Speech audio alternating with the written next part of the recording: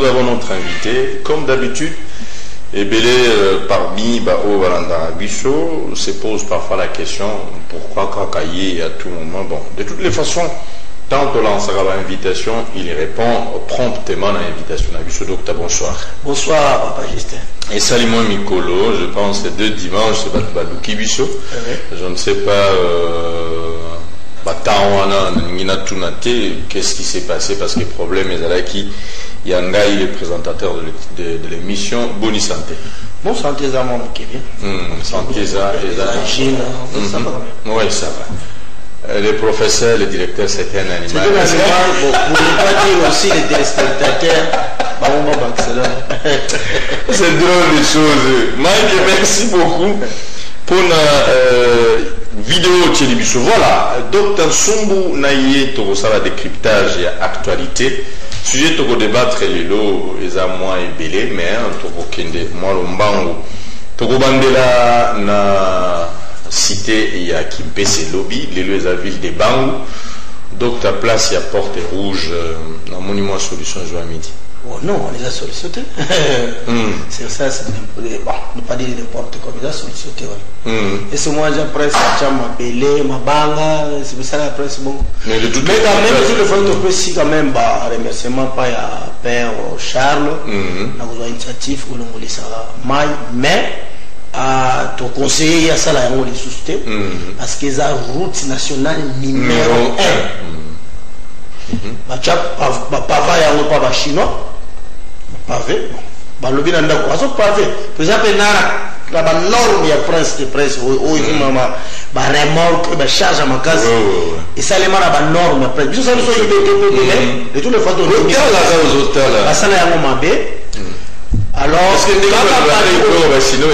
comme ça que ça qui presse oyo que benga bango susu baya ko babaka à place au fo bana ko bebaka OK to ndimi bango ba pesi condition il fallait kozala na ba moyens financiers ne ba kordaje bango péage c'est là les informations ndenge là oui maintenant musala bayela pona ko bambaka presse zo kufa parce que on est maintenant un individu aluka ba pioche ba pelle c'est ça là sans ça mukete avec dans quelles conditions on bambaki place wana ben na mabanga ça mémoire moellon béton tout ça et donc mukote le grand problème est wana ya bijou wana fallait ko buka ko bongisa donc to betaki mboko pour la Père Charles et mon ici exemple de monter à malam tu conseille sous à ça la yangote prochainement à tika penza c'est là et kabwani pour qu'il apprendre à ma décider il y a trouver solution à rapidité sinon mais ça le Congo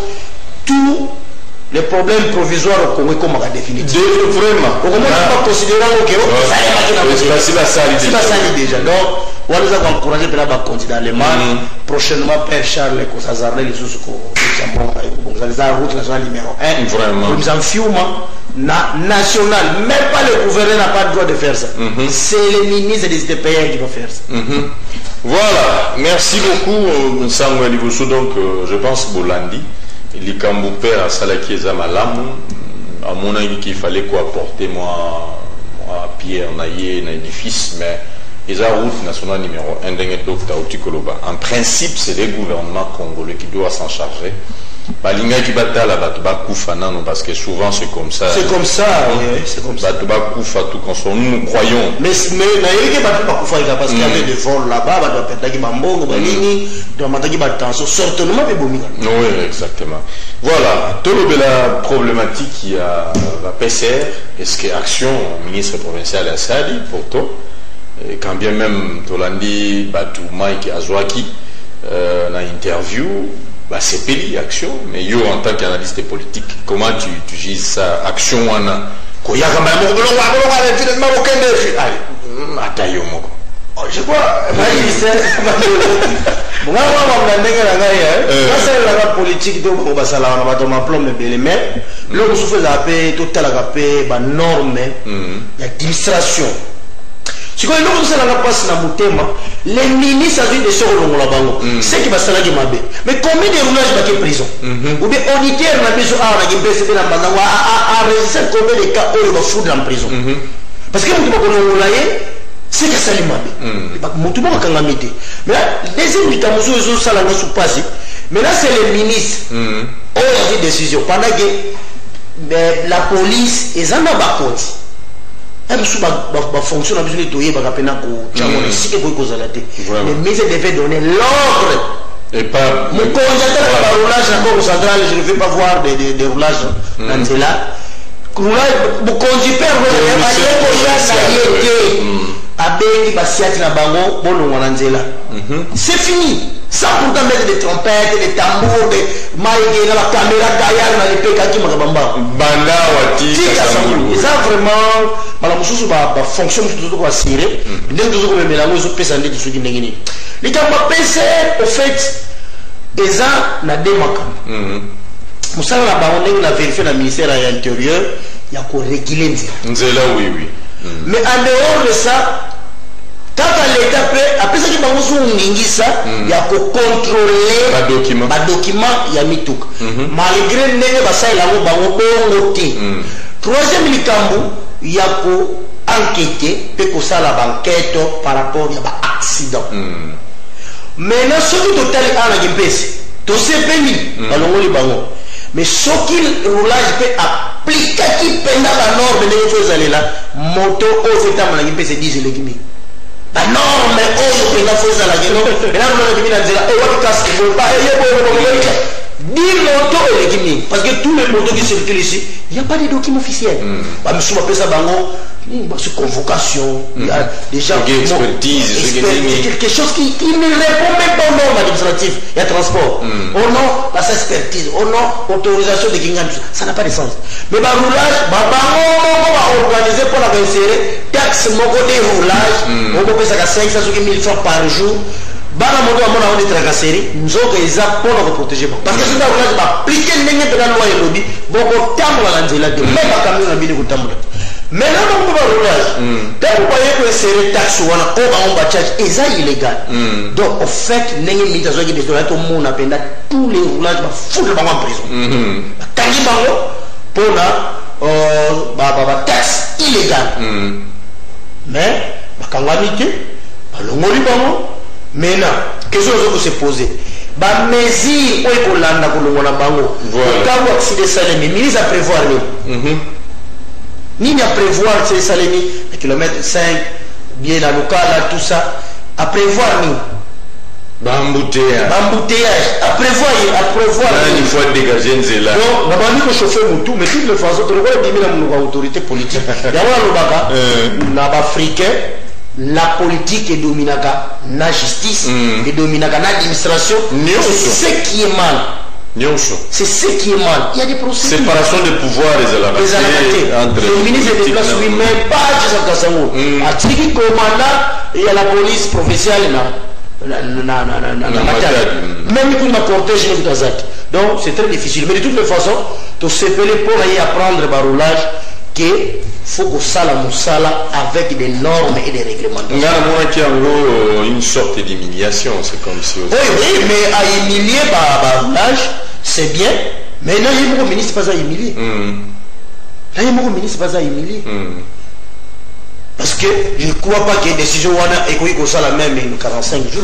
Je ne pense pas. Parce qu'il n'y a pas si longtemps, lui-même, les gouverneurs, mais après, départ na bango, batamoto, donc, de toutes les façons, voyons voir, ce qui est en application, et bacha ba mesure d'accompagnement na makambo wana ikozala malambi parce que aujourd'hui maintenant qu'est-ce que pour clôturer yango tozo komona na parking moko et commis na ba service belé on faut persuader mbo même on dit ba benya seko ça on dit asben et je persuader mbo service de transport et je persuader mbo ba roulage comme tout comme moko ba taxe belé mais ba mbo nyonso wana et ko kene na trésor public c'est ça le problème. C'est ça le voilà. Si j'ai il y a Liboso Tolobé donc d'abord on a qui me fait les Amakambuya et si quand on a un porte rouge puis déguerpissement là-bas voir en public il y a roulage dès qu'on a biso va ça la régulation il y a Nzela donc t'as toqué des mukina ça parce que bande ko belé rabeta ki maboko tant ba moni que moko ya ba opposant azui et Bonga Joseph Kabila s'est décidé il y a kotika tablier a tiki bâton de commandement depuis le 24 janvier le 24 pas de gouvernement bilan nini oko pesa na Félix Tshisekedi bilan za bien bilan za bien ali wa douana wa il a dit non bilan za bien c'est-à-dire tout est déjà compliqué dès au départ faut pas y avoir tout est déjà compliqué mais là on va te mettre qui m'a beaucoup de complications tout ça là qui va marcher pas départ à Kabila tout ça il va faire le monde pas départ à Kabila et c'est midi mais là Kabila accueilli format accueilli moudonioso aïe mais là 30 jours après qu'est-ce que ça l'appelle gouvernement parce que dans le problème il y a Liboso gouvernement de besoin, fait un gouvernement constitutionnel. C'est-à-dire, le président de la République a constaté la majorité naïe, ce qui est allé ou Isaac, a nommé un formateur. Donc, nommé formateur, banani, au passé, parti de mon côté, regroupement de mon côté, sur le plan juridique, où ils ont la majorité dans le Parlement. Exact.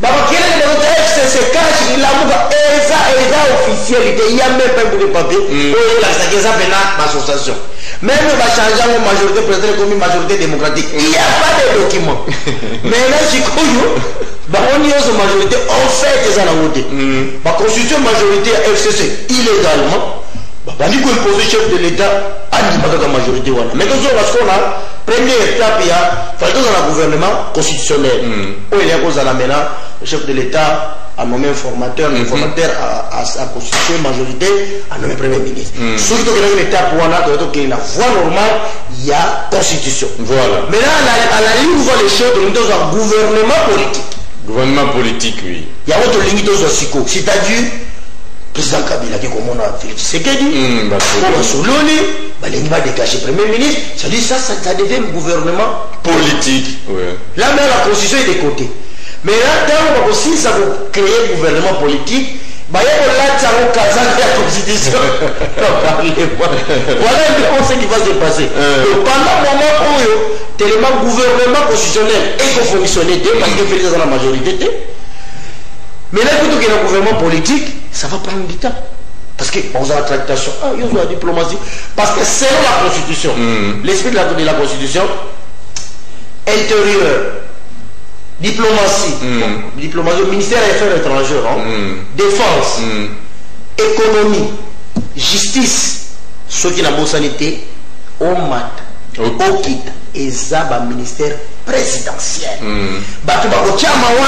il faut baser la confiance dans le chef de l'État dans le gouvernement constitutionnel mais dans le gouvernement politique il y a intérieur il y a justice il y a diplomatie on est comme le gouvernement politique mais dans le gouvernement politique la conséquence c'est que l'ingouvernabilité. Exactement.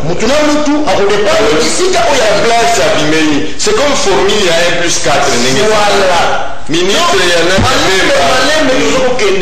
la disparition, il y a état de droit.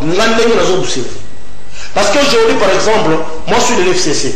Je suis dans le gouvernement, il y a président Félix. Par exemple, nous avons assumé la fonction, il y a ministre, il y a affaires étrangères. Président, non, j'appelle le président FCC. Qu'est-ce que tu me dis? Moi je n'ai pas là. C'est très compliqué. Très compliqué. Alors, c'est très difficile, mon son dire au là de ce président Félix, autre film, il a les sources. Bon, moi, c'est ça le mal. Moi, je vision, c'est ça le mal. Donc, pour qu'on ait le président Félix, parce que toujours qu'il est dans l'île, toujours qu'il est dans l'eau. Donc maintenant, il risque à ça la 4 mois le président Joseph Kabila à ça la et vous avez manqué avant à nommer parce que d'abord il faut il y a des députés au bas du Parlement ils seront invalidés parce que le dossier est dans la cour constitutionnelle tu me souviens beaucoup tu mets un député ça peut changer pour invalider tout ça prend du temps parce que maintenant parce qu'on étudie dossier on a dans la cour constitutionnelle et je peux s'appeler sous le président Félix. Il a pas comme ça même majorité. Quand on a la bateau là, on va sortir la proclamation de dossier. Je peux aussi les attendre pour faire gonfler majorité là. On a plus un facteur. Donc 100 jours peut cause la consommer, peut gouverner limité parce que la tractation sur le salaire. La tractation on a montré dans un ça position là. Deuxième chose peut président Félix avant la pause après bateau au Tchamakelele, voilà peut la banque prochainement. Tout ça ça prendra sur du temps. L'État il y a Martin Fayulu aussi de suite. Moïse Katumbi d'ailleurs il y a qui on va bandir pour annoncer ma makamona ibu ga ba ngole on a besoin de tout ça président pas que la précipitation parce que tant qu'on distribue tant qu'on kabola makamona pouvoir la bango et que elle est opposant à éliminer le code et comment on passe pour les places tout ça tout c'est la capongo. Les gens sont déçus à la maison. Non, ils sont pas. De toutes les façons, c'est ça la vérité. Et puis, la politique est dynamique, mais la politique n'est pas constante. Donc il faut changer la oui, constance, la politique est ça. La politique est dynamique, donc ça dit, nous devons la paix. Quand on a fait la caméra est bon, la caméra est telle mais tu as pas primature. Les primatures se peuvent s'arrêter. Ah! Pas fallu. Tu vas pas attaquer Félix. C'est ça la politique. Nous avons vu Pierre Louis, conseiller spécial de chef de l'État. En matière il n'y a pas de sécurité. Quoique, il est avec nous à la Mouka. Au lieu qu'on soit Francis Gado, au lieu de la fonction absolument qui n'a qu'à t'y aller pour président. Tu vois, la politique est déjà dynamique. Il se retrouve aujourd'hui. Non, la politique est très compliquée. La permanence de la politique n'existe pas. Tout peut changer, Aujourd'hui, le président Bézard, on l'appelle bon. En tout cas, FC, c'est la monnaie Ranabino. Tout le monde a là-dessous du Parlement. Alors, FCC, Parlement, où la monnaie Ranabino. Tout le monde a mon côté. Et ta dirigeance qui n'a pas dissoudre le Parlement. Donc, au lobby que vilain président Félix, c'est ça positif. Il y a 30 jours, il y a un pouvoir. Tu fais allusion à 163 000 $, à zone qui a caisse à l'État. Ah! On a le sous-sommet de chauffer 50 moutons. Bon, c'est quoi? Ma béni écoute deuxième Kassavou. Non, c'est trop fort. Montant combien Zouaki? Papa, la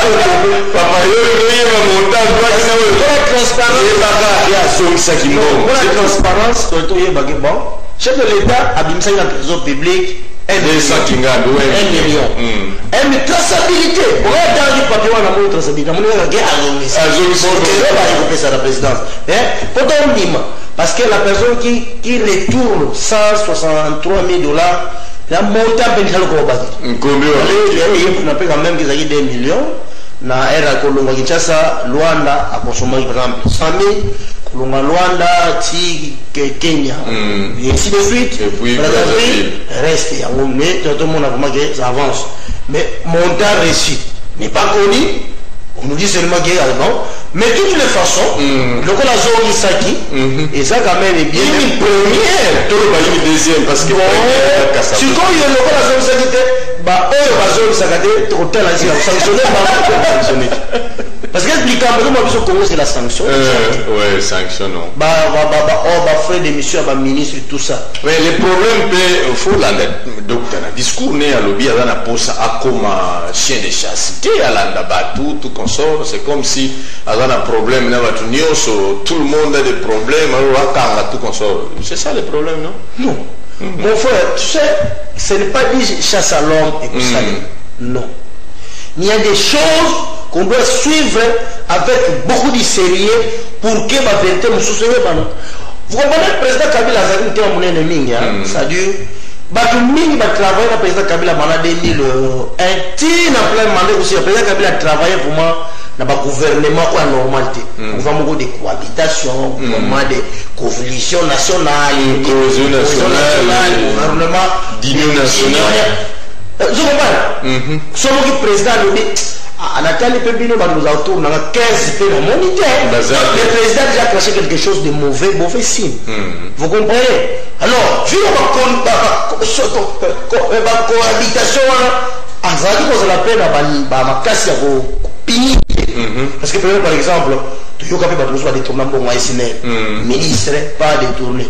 Attendez, il écoute parti na ye mutu et comme ça qui est dans le gouvernement. Donc c'est tout un procédure. Atika ndemo. Mais Félix maintenant c'est autre chose. Et là côté là yo, mon SNL va payer ça yo pour nos ba cabine sont monter. Tu remets cet argent sinon tu seras arrêté. Mais rapidement vous ça yo.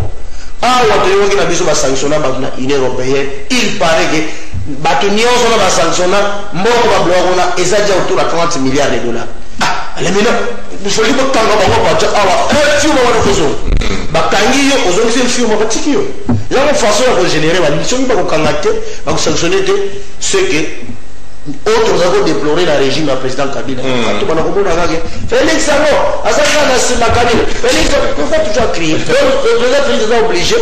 Ceux qui nous ont dit que la JC ça a fonctionné. Voilà, le peuple d'abord, le discours, le peuple d'abord, les écoutes, il était mes bateaux, il scandé derrière lui.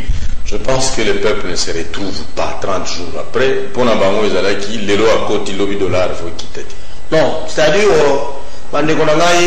sur le plan économique, les économistes, ils ont un niveau haut aux alliés pour dollar qui t'a même là, je ne crois pas. Je ne crois pas parce que Mongo, en fait, ceux qui viennent nous ont côté, nous ont produit. Congo a produit des locaux, thé. Mais quel est le tchaka minéraux? Il fallait qu'on un mécanisme, mais ni minéraux ou thé que la gamme. Ils ont été exploiter. Vous le dites que bon, il y a un comptoir, ils ont un comptoir tel. Il n'y en a pas. Il n'y en a pas. Mon Dieu, il y a si vous avez un cuivre, il faut la zouango. Il faut dire, ah, on s'en cuivre, on a un bon hôtel. À deux ans, quel est le bon hôtel? À deux ans, tracteur, tout ça. Alors, personne, l'État nous minimum. Vous pouvez aller de l'autre côté. Avec papa. Cuivre déjà, ils ont cuivre moins $100 000. Mais la dépense, c'est comme ça. Na ko retirer na no $60 000, 30 000 ko chama wana ya moto kabul. Miyo li toujours ne lo check c'est il va accepter non. Donc de quoi toujours produire té. Pour nous stabiliser le dollar ça va passer. Bon si on veut stabiliser le dollar la rapidité nyoso, il faut tout s'incliner pour minele, tout travailler avec FMI, le Banque mondiale tout ça. Voilà to côté sous sur le président Kabila longola parce que to côté sur ba nyongo bele ko ba so ba pesi bino 5 milliards. Ils peuvent récupérer même 50 milliards. Mais c'est ça. Nous 5 milliards, mais foutez-les dans le mythe, nous allons passer sur Nord Kivu, nous allons passer sur Tanganyika, ainsi de suite. Si tu veux savoir que bon, on a bien, on a déjà au besoin. Donc tout ça est bloqué en Afrique. Ce n'est pas seulement au Congo, mais Afrique. Donc, ceux qui sont économistes, on peut éviter l'économiste, on a formé, après ça, traçabilité, il y a un macroéconomique, il y a un système monétaire. Beaucoup de gens qui ont commis désespoir. Mais dans notre sens, nous allons sur la diplomatie, tu as dit que dollar est qui t'a négocié. Président Félix, soya au dollar à quoi au souka, soya au travail peut dire dans 100 000, dans 5 ans. C'est là que calcul on a salé là qui est, moins à quoi souk sa dollar dans 100 000. Maintenant, il y a beaucoup de sous confiance à travailler sous. À quoi commence sous 70 000. Mais à la ligne où voit les choses, dollar est comme 200 000, même dans 9 mois, dollar est comme 200 000. Parce que, au moment où il y a pas ligne en beaucoup, production salématé, il importe de salématé gauche à droite, dollar, il ne faut pas s'attendre sur ça. C'est le calcul dans cela qui, sur le plan économique. On a vraiment ma connaissance économique. Voilà. Rencontre Joseph Kabila Kabonge, Félix Tshisekedi, continuité ou bien solo Yanini. Bon, écoutez, c'est-à-dire, surtout qu'elle a un plan, il y a pays, État et nation, ils ont un normal, un chef de l'État a bimi. C'est ce qu'il dit, Azana même beaucoup, mais c'était, même chef de quartier. Rien du tout. Donc, il y a un belé, ils ont la remise et reprise à jour, Moko, Madame Moko, comprendre Makamoto. Tout ça, makelele awa na wa cité. Le ngaka ko opportunité comme la Kabila chef de Oka Félix, na ko na kinaki bakamoku na tali ba comptoir. Na cabinet so ba o ba na pa na so. Koti premier salon, deuxième place bato la réception za la kawana ba comptoir ezakuna ya o ba na teva so la sa awa, c'est diplomatie. Awa, c'est des kingali. Il faut tant il y a combien parce que le dossier belé à la présidence. C'est comme ça même là ceux qui faut réviser la constitution pas examiner comment on a 7 ans sommet. Comme ça une année à maîtrise 2 ans à maîtrise, c'est mieux. Makamboza la présidence. Moi, j'ai l'opportunité de appeler la nation pour regarder une lettre. J'ai vu et j'ai posé quelques questions à collaborateurs académiques. J'ai vu qu'il y a des sujets. Nous allons faire des recours de temps en temps par Kabila. Ça, c'est une obligation. Et ça va. Babylone commence à signer. Il faut bien maït. Papa, on signe. Nous avons dit ça en trave. Pour abréger c'est difficile. La politique ne se fait pas comme ça. Et là, vous ne savez pas signer. Bayaki est déjà président. Quand on se le dit. Bayaki est déjà. Après, dans le Kabila Sala qui est remise et reprise. Mais là, même n'a pas venu super moyen sur la ce qui peut être président Kabila, président qui est dans un problème de bébé. Pour le roaming, il a commencé à signer, c'est pas possible d'explication. Première chose. Deuxième chose, on a besoin de FCC, on a la présidence, il y a la plateforme dans le président Kabila. Maintenant, président, il va manger le Parlement. Il faut beaucoup de temps. Le Gola qui est en fonction, moyen à occuper responsabilité. Non, mais ça qui est, il y a un pensa. Dans le temps où Zalaki a géré, il gérait ça d'une manière indirectement. Parce que c'est que gérer la Zalaki. Mais jusqu'aujourd'hui, vous avez une personnalité morale, non? Non. C'est-à-dire, et là, on a fait de Tchaki dans le Congo, on a la partie, il y a 3-4 personnes autorité morale. Une autorité morale. Et c'est sur le plan des droits. La mboka où ils ont placé. C'est d'ailleurs dans la média ils ont la place. C'est la partie politique. Voilà. Oui, c'est ça qui est reconnu par la loi. Mais autorité morale. Ça n'a pas de sens. Surtout maintenant sur le plan juridique. Il y a un président de parti politique. On est béni pour autorité morale. Le secrétaire général peut déclarer qu'il y a sa président. C'est lui qui engage les partis. Il y a un petit cas qui autorité morale là. Et si on occupe la justice, non. Vous comprenez? Par exemple, les papiers mandisés. À ce président NDK. Mais si aujourd'hui commence toujours à autorité morale, le secrétaire général, il y a NDK il peut pour un cause présidence, il y a NDK, il dit bon voilà, le coup de autorité morale, donc autorité morale, les élèves, c'est-à-dire les élèves qui sont au Sabatoni. Il se fait que c'est par rapport à une compatibilité, il y a un service. C'est bien, mais loi il faut qu'on démissionne. Comment fonctionne là? Donc on a eu le président Félix. Il a démissionné. Voilà, bon, on a le président de la République, il a démissionné. Mais il est fait besoin de battre que non. Félix tient toujours autorité morale à l'IDPS. Cette histoire, les collègues, ceux qui sont dans la partie, dans la partie, tu vois ce qui devait se passer avec Kokonia cette histoire de autorité morale Kokonia voilà, nous allons reconnaître que le soutien qui est président. Parce que d'ailleurs, l'on va falloir démissionner. Qu'est-ce qui va se passer? Donc, président Kabila, il est le président, il y a plateforme FCC ou MD. La majorité des partis. Alors, que il fallait y avoir Félix pour qu'il va dégager consensus sur nomination Premier ministre. Et aussi l'appréciation président Félix Attala. Et ça va la majorité. Parce qu'il y a un pouvoir de dissoudre le Parlement. Est-ce que pour nous, aux autres qui peut se proposer, peut se prévaloir comme un peu Premier ministre? Et ça, c'est l'appréciation après même il y a le chef de l'État. Ce qui le président Félix et qui a moniqué, il faut travailler la président Kabila comme Premier ministre. Ce qui a moniqué, c'est normal. Parce que même. Parce qu'il y a déjà des voix, Tanguy, moi, même FCC a présenté président Kabila qui est comme Premier ministre. Mais le président Tshisekedi peut dire que non, ou bien moi-même que non. Avoir discrétionnaire. Donc ça va un problème pour tout. Il y a un accord à Saint-Sylvestre. Accord le dit que la opposition a limité au rassemblement de sa Premier ministre. Président Kabila le bagani. Boye la ngai 4 comme ngamo kona kona. Voilà. Dans le rassemblement limité, directement je prends Tiba. Je prends Tiba. Vous comprenez? Donc, ce qui est président Kabila comme on a gaz après le ministre, pouvoir discrétionnaire. C'est que le président Félix a lié à l'ingé. Sinon, moi je prends les mais je prends Béassi. Mais je prends Matatampon. Je prends Matatampon. Donc, possibilité, on a. Mais ceux qui ont limité, ils ont pouvoir na discrétionnaire andimi na yebongo c'est quoi le problème débat est commis à la accolade c'est comme si en ce moment c'est comme si non l'accolade voilà photo souligner le roi oui tu sais quand la présidente de la République ils ont dit sécuritaire ils ont le moko bato mosu basignaka ngo akufaka wana comprenez le temps de ça les remises et reprises ok il faut la salaire non je suis toujours à côté de toi nazo sepela na yo mais président Tshisekedi le président Kabila bon ex-président Kabila a continué na ndako ya pays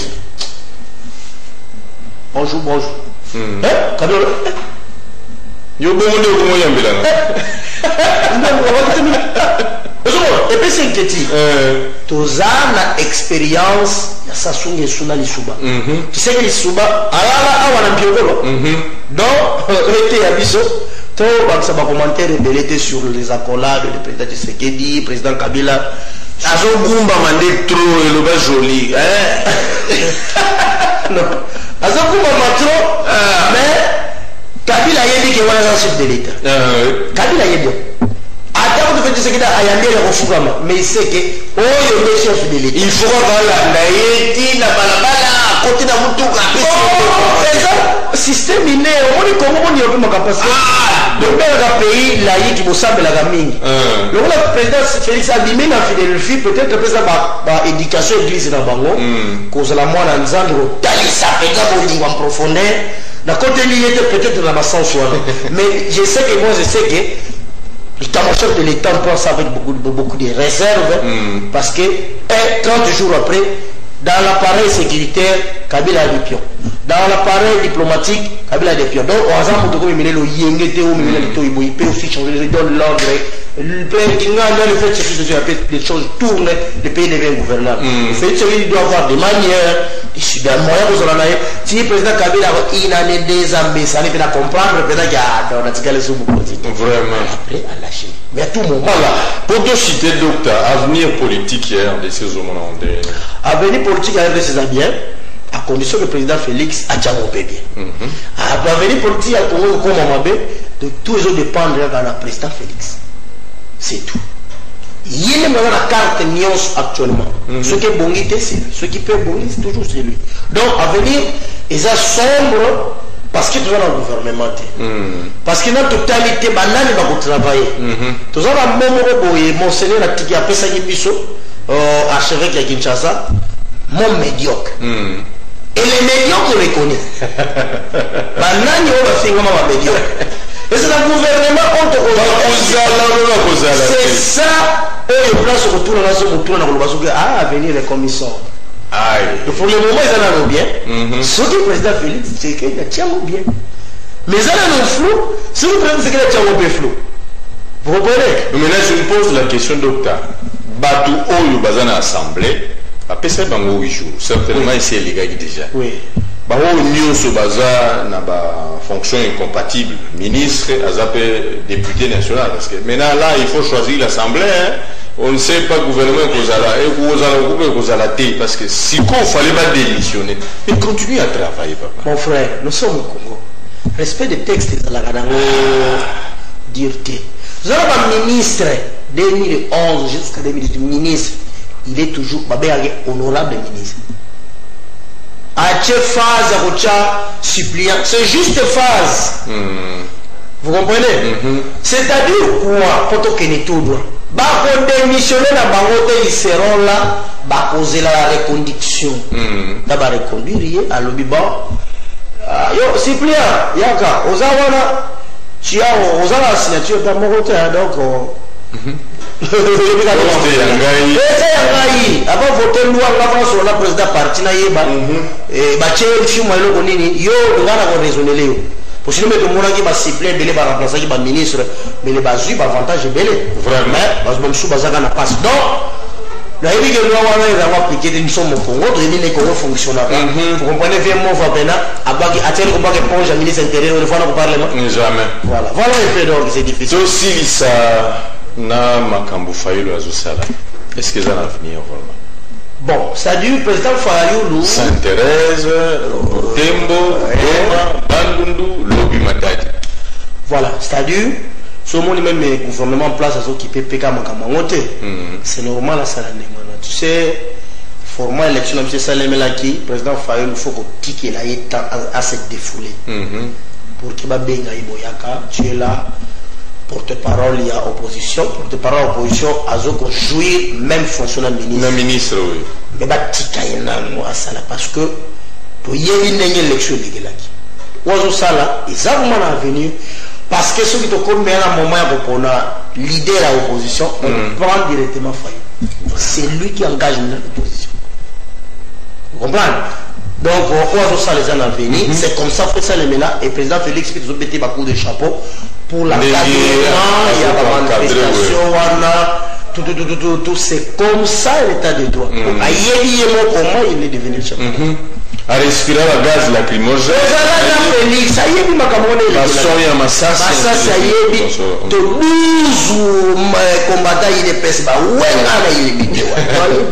vraiment. Merci beaucoup, docteur. Je pense aux gens à 1 minute et 30 secondes pour nous expliquer.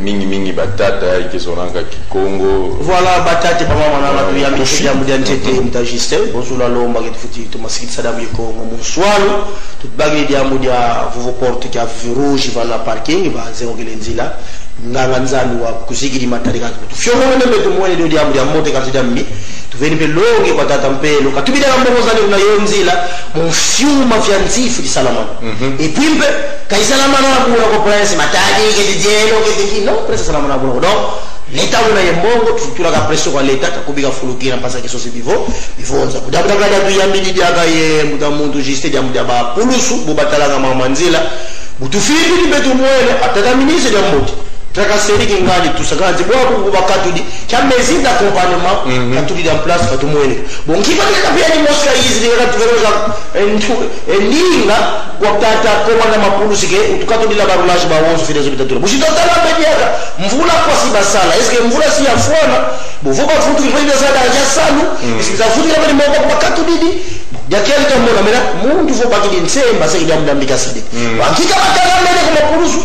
Mawoso bio vutu kidigi vava mvutu mbeno kalisoza muzinzi bwetu sia tukatukidiva na mbetu mwezi kwa sifa da ukinsaza mutamundu fete sekiri 30 jours ifuni kanti gouvernement makasala menzi tutatala mbe mama mpipi kamera vovo e kana wansi baboke constitution plaka lomele nanga boko badiacha ajamona maintenant c'est aspect politique bantu bangwa politique lo bogla bela makolufunu ba ubeta mbona ngabasala kama mwizani batula gouvernement ya baseke moma tuna mu constitution parce que na mulana kadi formulana constitution nga mudamundu fete sey kafti noma nkuluntu mukusosela banani bafuki sala ya ngabo tutakwenda enkutu bantu FCC bateleke amela madaka mfunu mbona société yaka que informateur baganda proposer beto c'est que c'est-à-dire impasa beto kibuka kabuku bansaka tu vingi la gaga dans 30 jours diara ici dieto nous faisons ça 60 jours ngato gouvernement si avaika mais watu pe mkamundu pedaka didi kiwele eto mwone bera mfumanchi wele kwa Felix ngaka futi vindo swa taponi kijaro mzone fimba tumwele mfumu kanzi agena kimekanza kagena kiduki agena ki chef de quartier agena ki dimfi territoire mabuku ya mabuku mankana bakala kuna momuda no mamuda mundu Felix ka futi bokila kabila kabaka nkiesa eya isine chirwa sana donc muntu watambula nyamamula ya milayani mamamula ya milayani siba tula mo application ngiki ba tula mo application kiwa yabo donc ba foti mona ya ni fioti bia bilumu dans un premier temps muna mudia ko kiesi sa mais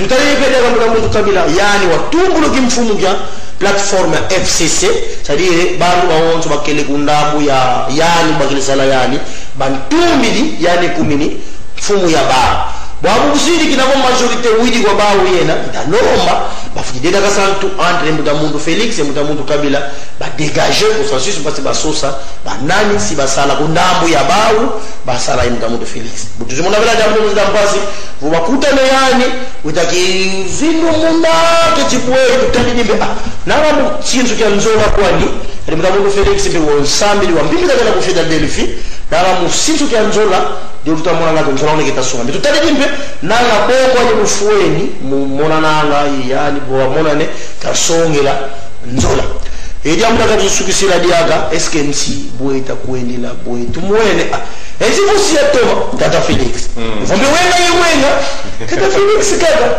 donge yandi na kutuza utunata ke tuenda kuntomoso tuenda kumbivusu yani kaka edi amuna suka da mutamuntu faida kuna zeti kuna sasi dinkangu kimfumu kyani tusa tumwene ya motedena mudia pila masola maluti di muntu awonso bakonika zei bakonika zei buna Tata Felix kafuti yako ya muntu failu kazieta kwani kavana ndinga kavana ntsawu mkunansuka mukumpermettre kazabungi mbuta muntu ziete uvele movovele mimi kupropose kala lidera opposition parce que muna nsiku byanzi ndono futika la porte parole ya opposition titre mosque se dit traitement il mosque futibaka ye ministre au ministre na baka $10,000 c'est que porte-parole parce que là il $10,000 il va garde il s'équipe il y a autre c'est que faut bomber nous voltons na ke muntu ka futi zieta de 14 na timani yo zieta no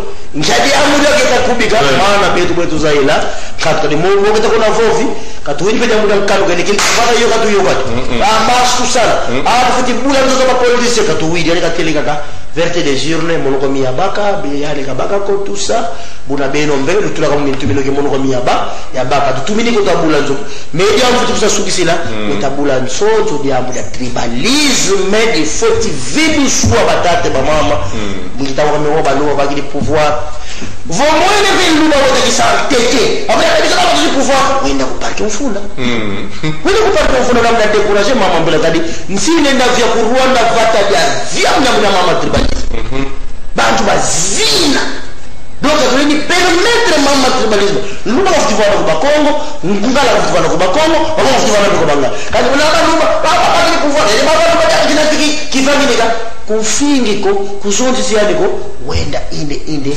kula police kuparke bakanga bansemba tribalisme president utayopekisa misiku nyanji utayopekisa president ya opposition pe mutamuntu failo pe yakapekesa voilà mbe mufinkufi mukikongo kia pila tulikusasa na moto ya mkongo yao. Voilà, Dr Nsumbu, merci beaucoup pour na ko pesa moi éclaircissement na bandeko ya lokota ya Kikongo makasi ya suka bazi na moni sava shinka masongo ezali je crois on va en parler le dimanche on a pena on va planter là qu'est-ce qu'il faut faire pour renouveler les gammages masongo donc bon ça bonne note que le dimanche en tout cas une partie à décryptage vous allez vraiment sur shinka masongo d'accord mais là yango et vous serez bien. Merci beaucoup à vous d'avoir répondu à notre invitation. Mesdames, Messieurs, vous étiez nombreux. Portez-vous bien.